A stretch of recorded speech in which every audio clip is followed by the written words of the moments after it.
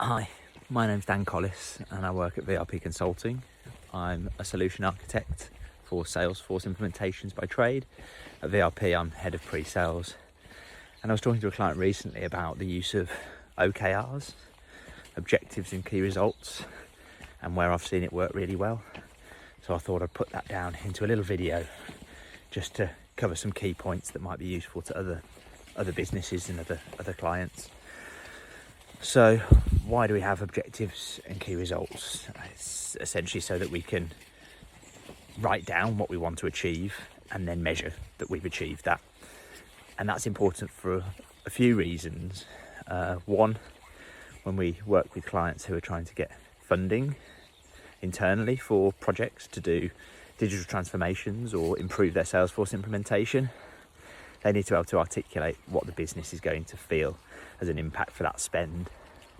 And if they can break that down into objectives and they can link that to ideally company objectives, then that makes it a lot easier to justify that spend.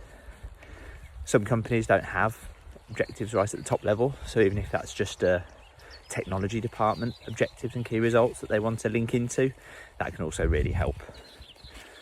But also, where I've seen it work really well at a client, much testament to the product owner who really took this on, they had technology OKRs and they linked all of their projects and essentially backlog to these objectives and key results.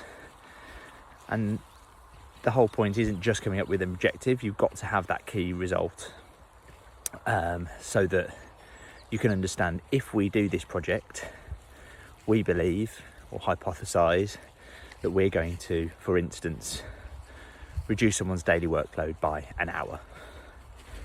So that when you finish that project, you can say, okay, across the 800 users, we've saved 800 hours per day or per week of those users. That's just an example.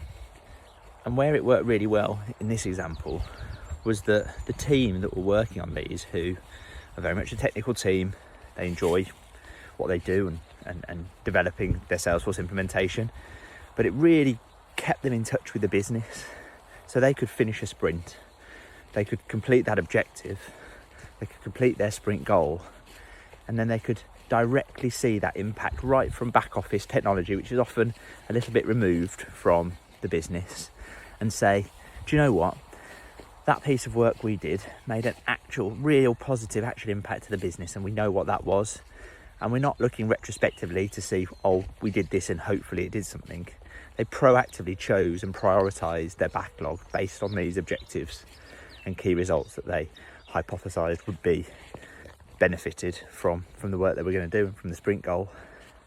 So that's a really nice way to sort of think about OKRs, and hopefully gives you a bit of an incentive to maybe utilise them and see how they can impact you and your business and your projects.